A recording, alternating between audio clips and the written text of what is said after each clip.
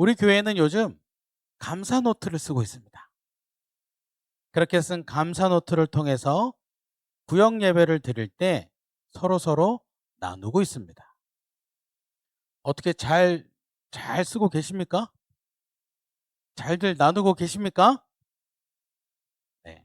우리의 감사 노트가 숙제가 아니라 삶이 되기를 바랍니다. 우리가 이 감사 노트를 왜 쓰는지, 무엇을 위해서 서로서로 감사를 나누는지 오늘 이 말씀을 통해서 감사 노트 쓰는 이유를 다시 한번 새기는 시간을 갖고, 혹시 방금 대답이 좀 작더라고요. 혹시 감사 노트를 적지 않았다면 그동안 다시 적고 또 잘 적어 왔다면 더 열심히 감사의 조건, 감사의 이유들을 기록해 나가는, 그리고 그 은혜를 나누는 우리 모두가 되기를 축복합니다. 오늘 우리가 읽은 말씀을 잠깐 요약을 해보면, 예수님께서 예루살렘으로 가시면서 사마리아와 갈릴리 사이를 지나십니다. 그때 10명의 나병 환자가 예수님께 소리 지르지요.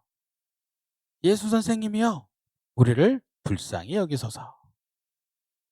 예수님께서 그동안 많은 병자들을 고치셨기에 이들은 자기들 역시 예수님께서 고쳐주시기를 기대하며 나왔습니다.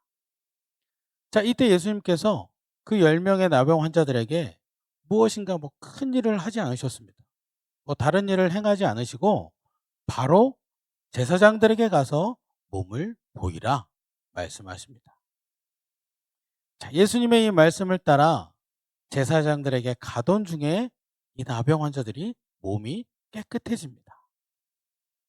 이들의 구함에 예수님이 응답하셨고, 이들이 예수님의 응답을 쫓아서 행동했더니 나음을 얻은 겁니다.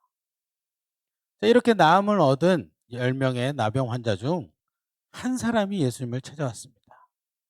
그리고 예수님께 감사하지요. 예수님이 물어보십니다. 전부 다 깨끗해진 거 아니니? 너만 깨끗해졌느냐?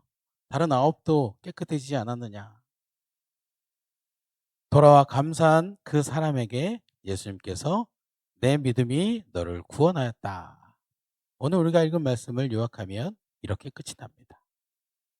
우리는 오늘 이 깨끗함을 받은 나병 환자의 이야기를 보며 우리가 감사를 잊지 않았을 때 경험하게 되는 일들을 알 수 있습니다. 우선 한 가지 오해를 지워야 됩니다. 그것은 이 나병 환자들이 그래도 꽤 훌륭한 기도의 자세를 가졌던 사람들이다라는 겁니다. 그냥 병 좀 한번 나아 보려고 예수님이 굉장히 유능하다고 하니까 한번 나와봤다. 예수님이 그동안 많은 사람들을 고쳤다고 하니까 예수님께 매달려 봤다. 이렇게 설명하기에는 이들이 예수님께 나오는 상황이 쉬운 상황이 아니었습니다. 우리 이미 다 잘들 알고 계시죠?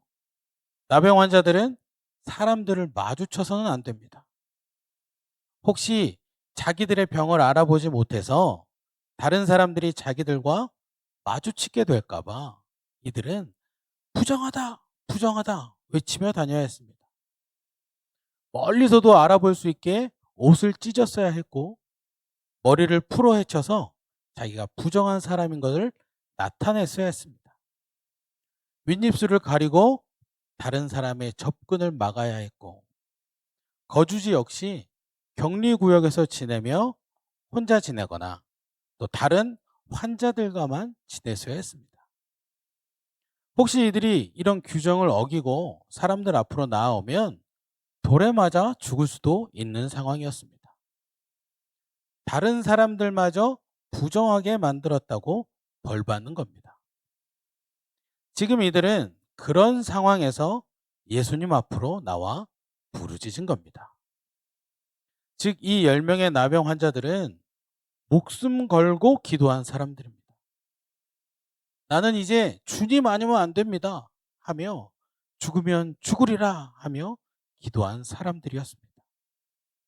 이들이 이렇게 온전한 기도의 자세를 아는 사람들, 전심으로 기도를 드린 사람들이었습니다. 그렇게 기도하고 응답을 얻었지요. 응답을 얻어 몸이 깨끗하게 됐습니다. 즉 주님의 은혜를 경험한 사람들입니다. 자, 이렇게 훌륭한 기도의 자세를 가졌던 사람들 중에 단 한 사람만 예수님께 감사를 드리러 온 것입니다. 다른 9명이 그냥 아무것도 모르는 사람들이라서 나 아픈 거 나았다 하며 신나고 즐거워하고 예수님께 돌아와 감사하지 않은 것이 아니다라는 겁니다. 즉, 이 모습이 내 모습일 수 있다는 생각으로 이 말씀을 봐야 합니다. 그냥 남 이야기가 아니라 나의 이야기가 될 수 있다라는 것이죠. 자, 이런 내용을 기억하고 말씀을 나눠보면 이 한 명의 사람이 예수님께 돌아와 감사한 이후에 이루어지는 내용을 통해서 우리가 알 수 있는 사실이 있습니다. 가장 먼저 감사를 잊지 않는 사람은 주님을 다시 만난다라는 사실입니다.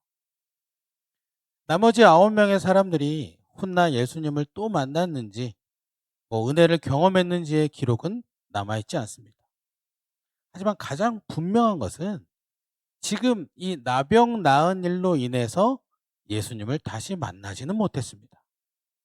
오직 이 한 사람만, 예수님께 감사하고자 돌아온 이 한 사람만 예수님을 다시 만난 겁니다. 우리도 매 순간 주님의 은혜를 경험하며 삽니다. 우리도 이 나병 환자들처럼 전심으로 온 마음 다해서 기도합니다. 그렇게 우리가 드리는 기도에 주님께서 응답해 주시죠. 우리도 그 응답을 쫓아 살아갑니다. 그래서 우리의 환경과 상황들을 주님께서 인도해 주십니다. 그런데 그렇게 은혜를 경험한 후에 그냥 잘 됐다 하고 지나치면 거기에서 끝나는 겁니다. 그냥 한번 주님의 은혜를 경험한 것으로 끝나는 겁니다. 그런데 우리가 주님의 은혜를 경험한 후에 되돌아보고 감사하면 바로 그때 우리 주님을 다시 만나게 되는 겁니다. 즉 우리가 감사의 조건을 되돌아보며 감사 노트를 적어갈 때 우리는 다시 주님을 만나게 된다라는 것입니다. 우리 그렇게 주님 만나려고 감사 노트 적어가는 겁니다. 감사 노트가 숙제가 아니라 올 한해 우리를 무엇인가 막 일을 하게 만들려고 한 것이 아니라 주님을 만나기 위한 행동이다라는 것입니다. 우리 이 사실 기억하시고 감사의 일들을 적어 내려가며 그 감사로 말미암아 다시 주님 만나는 우리 모두가 되기를 바랍니다.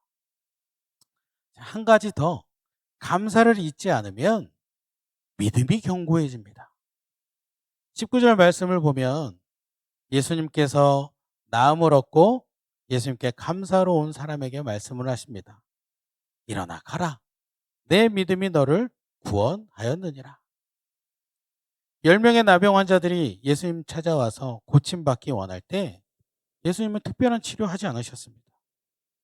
그냥 바로 제사장들에게 너희의 몸을 보이라 말씀하셨습니다. 그런데 이 10명의 나병 환자들은 그대로 제사장에게 몸을 보이러 갑니다. 자기가 몸이 나아야 제사장 앞에 몸을 보이러 가는 건데 아직 아무런 변화가 일어나지 않은 상태에서 예수님께서 제사장들에게 가라, 그 말을 듣고 갑니다. 흡사 가나안 혼인잔치에서 포도주 떨어졌을 때 항아리에 물을 채운 것을 다 알고 있음에도 불구하고 그것을 떠서 연회장에 가져다 주라 말씀하신 예수님의 말씀에 그대로 순종한 하인들이 생각나지 않습니까? 이들 예수님 말씀 듣고 대단한 믿음의 행동을 한 겁니다. 원래 이 10명의 나병 환자들은 이렇게 예수님께서 말씀하시는 그대로 움직일 만한 큰 믿음이 있었던 사람들입니다.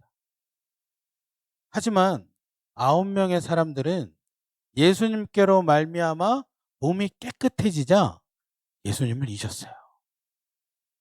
지금 여기에서 예수님을 잊었다는 것은 머리로 예수님 생각하는 것을 기억하는가 못하는가가 아니라 예수님께서 말씀하셔서 본인들이 깨끗하게 된 그 예수님의 은혜를 잊었다라는 걸 이야기하는 겁니다. 하지만 지금 돌아와서 예수님께 감사하는 이 한 명의 사람은 그 감사로 말미암아 예수님의 은혜를 더욱 새기게 됐습니다. 내가 누구 때문에 깨끗해졌는가? 내가 어떻게 다시 사람들과 더불어 살 수 있게 됐는가? 누가 나의 나병을 낫게 해 주었는가를 새긴 것이지요. 그렇게 예수님의 은혜를 새기니 더 자연스럽게 예수님을 잘 믿게 됩니다. 나를 위해서 일하시는 예수님의 은혜가 마음에 꽉 박혔습니다. 믿음이 굳건해집니다. 특히 예수님이 하나님의 아들이신 것이 믿어지는 겁니다. 오늘날에도 이런 일들은 참 많이 일어납니다. 우리 모두 하나님 앞에 나와서 많은 기도를 드립니다. 정말 열심히 기도하죠. 하나하나의 기도 제목을 가지고 전심으로 간구합니다. 그렇게 기도할 때만큼은 나는 이제 기도밖에 없다 하며 열심히 기도합니다. 그래서 하나님께서 부어주신 은혜를 많이 경험합니다. 그런데 이렇게 역사하신 하나님의 은혜를 기억하는 사람은, 그렇게 기억해서 동일한 일을 겪게 됐을 때 힘들어하고 아파하기보다는 기도 먼저 하고 하나님께 모든 것을 믿음으로 맡기는 사람은, 굳건한 믿음으로 흔들리지 않는 사람은 바로 하나님의 은혜에 감사하는 사람. 그래서 그 감사로 말미암아 하나님의 은혜를 새긴 사람이 흔들리지 않습니다. 즉, 우리가 감사 노트를 적어갈 때 우리는 우리를 위해 은혜를 부어주시는 주님에 대한 믿음이 더욱 굳건해지는 겁니다. 우리 이렇게 주님을 향한 믿음을 더 굳건히 하기 위해서 감사 노트를 적어가는 겁니다. 절대로 우리의 감사 노트는 숙제가 아니고 주님을 향한 믿음을 굳건히 하기 위한 행동인 것입니다. 그리고 이렇게 믿음이 굳건해지면 결국 우리는 구원에 참여하게 됩니다. 오늘 우리가 읽은 말씀 19절 말씀을 한번 같이 읽어보겠습니다. 그에게 이르시되 일어나 가라, 내 믿음이 너를 구원하였느니라 하시더라. 예수님께서 직접 말씀하셨습니다. 내 믿음이 너를 구원했다. 즉, 너 구원받았다 말씀해 주신 것이죠. 이것보다 확실한 게 있을 수 있나요? 예수님이 직접 너 구원받았다 말씀하셨습니다. 믿음이 굳건해짐으로 말미암아 구원에 참여하는 자가 된다라는 것이죠. 주님께 구한 후 응답을 얻고 그 응답에 감사하며 감사합니다 고백했더니 믿음이 굳건해지고 그 믿음으로 말미암아 구원에 참여하게 됩니다. 자, 이와 같은 일은 이 누가복음 시대에만 일어나는 게 아닙니다. 오늘날에도 분명히 이루어지는 일입니다. 우리 그래서 감사 노트 적는 겁니다. 한 주마다 구역 예배 드리며 나누는 시간에 무엇이라도 좀 나눠보기 위해서 그냥 의무적으로 적는 것이 아니라 나에게 그동안 부어주신 주님의 은혜를 생각하니 너무나 감사해서 적는 겁니다. 또 주님을 향한 나의 믿음을 더욱더 굳건히 하기 위해서 적는 겁니다.